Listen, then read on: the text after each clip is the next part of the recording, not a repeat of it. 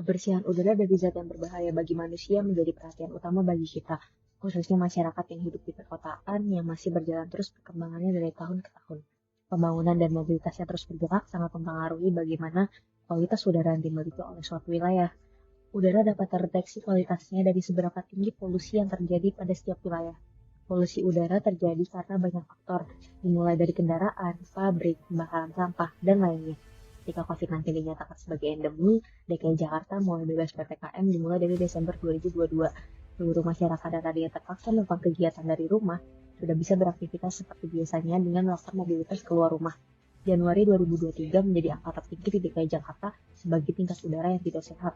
Hal tersebut terjadi karena banyaknya masyarakat yang mulai marak berpergian menggunakan kendaraan pribadi. Perbedaan yang sangat signifikan saat COVID dan post-COVID sangat terasa.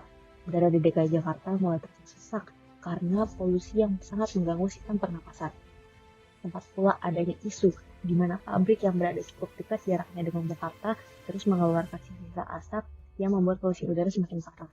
Semua kondisi yang membuat polusi semakin meningkat belum terlihat pembenarannya dari pemerintah dan membuat masyarakat geram.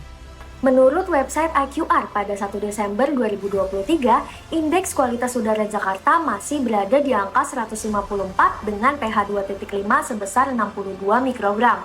Padahal, Organisasi Kesehatan Dunia atau WHO menetapkan ambang batas konsentrasi PM 2.5 sebesar 15 mikrogram per meter kubik dalam 24 jam.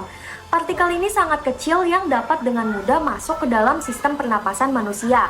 Level ini dapat diartikan bahwa udara Jakarta tidak sehat bagi masyarakat dengan golongan sensitif, sehingga disarankan untuk mengenakan masker saat berpergian dan mengurangi kegiatan outdoor.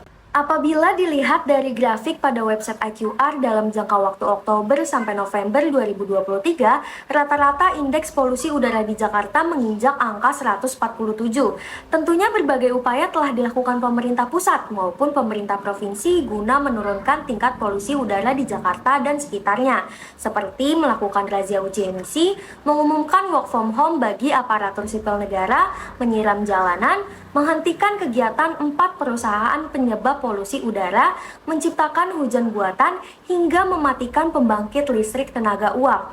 Namun, berbagai upaya yang dilakukan ternilai kurang strategis, intensif, dan tidak berlandaskan fakta ilmiah. Kini Jakarta berada pada urutan 21 dari berbagai negara. Meskipun sudah membaik dari sebelumnya, namun hal tersebut masih menjadi masalah yang serius. Polusi udara di Jakarta dapat menyebabkan berbagai penyakit pernapasan, seperti ISPA, asma, dan kanker paru-paru. Selain itu, polusi udara juga dapat menyebabkan kerusakan lingkungan, seperti hujan asam dan pemanasan global. Berdasarkan data dari Dinas Kesehatan DKI Jakarta, polusi udara ini menyebabkan banyak kasus. Salah satunya yaitu ISPA.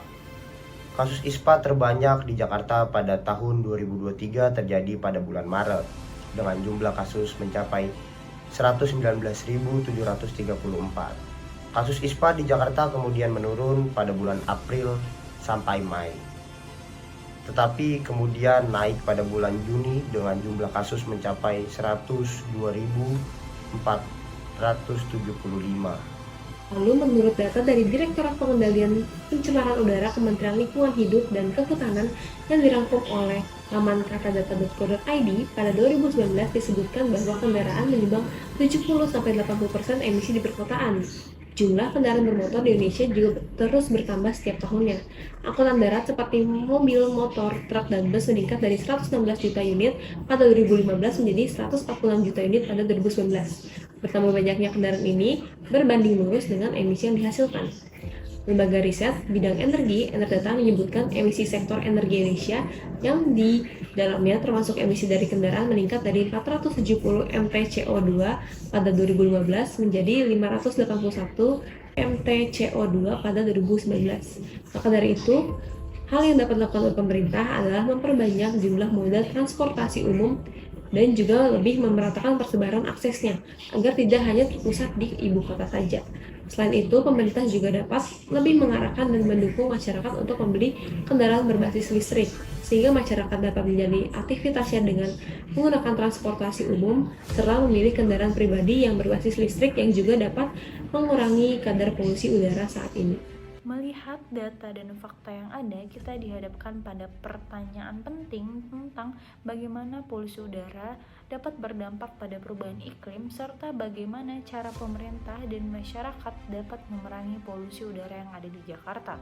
Menurut data resmi BMKG, berdasarkan nilai-nilai tersebut, anomali suhu udara rata-rata pada bulan September menunjukkan anomali positif dengan nilai sebesar 0,4 derajat Celcius. Anomali suhu udara Indonesia pada bulan September ini merupakan nilai anomali tertinggi sepanjang periode pengamatan sejak 1961. BMKG mencatat hasil pengamatan periode 22 sampai 29 September 2023, suhu maksimum harian di beberapa wilayah Indonesia mencapai 35 sampai 38 derajat Celcius pada siang hari. Selain itu, perubahan iklim dapat meningkatkan polusi udara melalui beberapa mekanisme, yaitu pemanasan global dapat meningkatkan frekuensi dan intensitas kejadian cuaca ekstrim seperti kebakaran hutan yang menghasilkan emisi besar-besaran dan gas polutan ke udara sehingga memperburuk kualitas udara. Di sisi lain juga, polusi udara juga dapat berperan dalam perubahan iklim seperti emisi gas rumah kaca di mana karbon dioksida dari pembakaran bahan bakar fosil menjadi penyebab pemanasan global. Jadi perubahan iklim dan polusi udara saling terkait dan menciptakan siklus yang kompleks. Nah, cara pemerintah dan masyarakat dapat memerangi polusi udara ini dengan cara meningkatkan dan memperluas jaringan transportasi publik yang ramah lingkungan seperti kereta api, bis listrik, dan sepeda. Masalah polusi udara kini merupakan hal yang nyata yang ada di sekitar kita.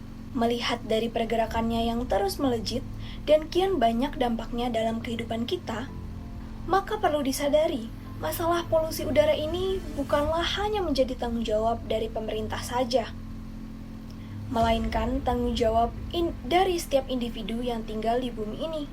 Untuk mengurangi efek yang ditimbulkan dari polusi udara, dapat dimulai dari diri kita sendiri, mulai dari menggunakan barang yang mudah didaur ulang, kemudian beralih menggunakan kendaraan umum yang ramah lingkungan, dan mulai berinvestasi pohon, paling tidak dengan menanamnya di dalam pot.